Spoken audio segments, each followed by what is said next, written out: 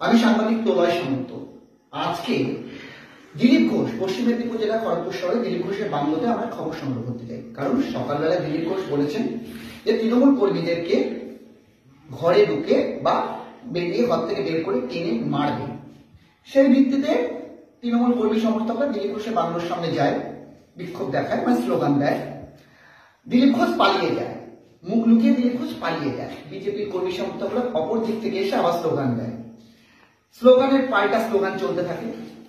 এর পরিপ্রেক্ষিতে বিজেপির এক কর্মী কি করে, সে একদম আমাদের লাইভ চলাকালীন ওর সেই ব্যক্তিটি মুনমুন দা জয় শ্রীরাম এই স্লোগানটি বলে।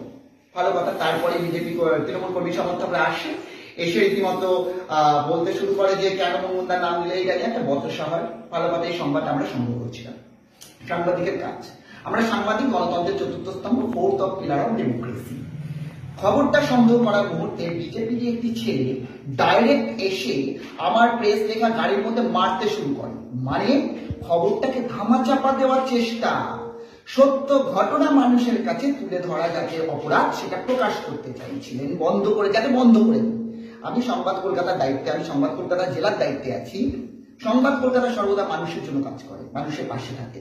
আমার চিত্র সাংবাদিক যিনি লাইভ, সেই মুহূর্তে সংবাদ কলকাতা থেকে লাইভ সম্প্রচার চলছিল, আমার চিত্র সাংবাদিক সর্বদা চেষ্টা করেছে সম্পূর্ণ বিষয়টা আপনাদের কাছে তুলে ধরা, কিন্তু তাকেও পর্যন্ত ফোর্স করে তার লাইভটা বন্ধ করে, যাতে ক্যামেরাটা বন্ধ করে প্রলয় সামন্তকে মারা যায়।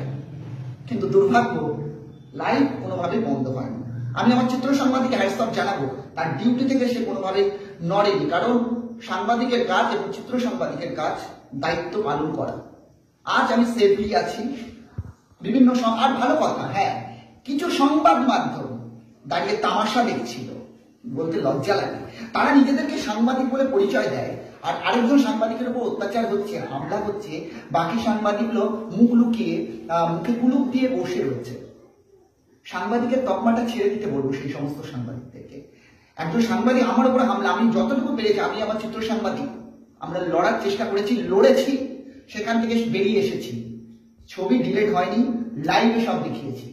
কারণ আমরা মানুষের কণ্ঠস্বর, মানুষের কাছে তুলে ধরবো সব কথা। আমাদেরকে চমকে দমকে, প্রলয় সামন্তকে চমকে দমকে কোনো লাভ নেই। এবং মনোজ দে বিজেপি, তিনি আমাকে ফোন করে আবার বলছেন, আমাকে বলছে কে ফোন করেছিল, এই করেছিল, আমাকে আবার হুমকি দিচ্ছেন মনোজ দে। বিজেপি তাদেরকে বলবো, আর যে দুষ্কৃতী আমাকে হুমকি, আমাকে হামলা চালিয়েছে, সে বিজেপির দুষ্কৃতী। আমাকে সব চমকে ধমকে কিছু লাভ নেই, ঠিক আছে? তো চমকানি ধমকানি অনেক দেখেছি। সাংবাদিকতাটা করতে এসেছি মানুষের জন্য, দালালি করতে আসিনি। আমি কোনো রঙের দালালি করি না, সংবাদ কলকাতা কোনো রঙের দালালি করে না। তাই চোখ রাঙিয়ে ভয় দেখে কিচ্ছু লাভ নেই। আর আবারও একটা কথা বলবো যে আমি আমার দায়িত্বে অনড় আছি, আমার চিত্র সাংবাদিক দায়িত্বে অনড় আছে। তাই আজকের সম্পূর্ণ ঘটনাটা একদম কোট অ্যান্ড কোট যদি বলতে হয়, বিজেপি গায়ে পড়ে তৃণমূলের সাথে লাগার চেষ্টা করেছে। তাতে যদি কারোর খারাপ লাগে, কারোর গায়ে ফোসকা পড়ে, কারোর রাতে ঘুম না আসে, প্রলয় সামন্ত দায়ী নয়। কারণ ওইখানে বলা হয়েছে মুনমুন দা জয় শ্রীরাম। কেন বলা হবে? একটা বড় প্রশ্ন চিহ্ন। কেন বলা হবে মুনমুন দা জয় শ্রীরাম? অবশ্যই এইটার পরে তৃণমূল কর্মী সংগঠনরা সেখানে যায়, কেন মুনমুন দার নাম নেওয়া হবে, এটার পরে বচসা শুরু হয়। অবশ্য তৃণমূল শান্তিপূর্ণভাবে এলাকা ছেড়ে চলে যায়।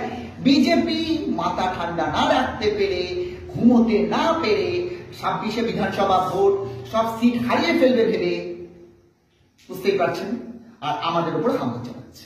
যত হামলা চালাবে সংবাদ কলকাতার উপরে, সংবাদ কলকাতার জোশ আরো বাড়বে, আমাদের কাজের ক্ষমতা আরো বাড়বে। আমরা এইভাবেই মানুষের জন্য লড়বো, এইভাবেই মানুষের জন্য কাজ করব।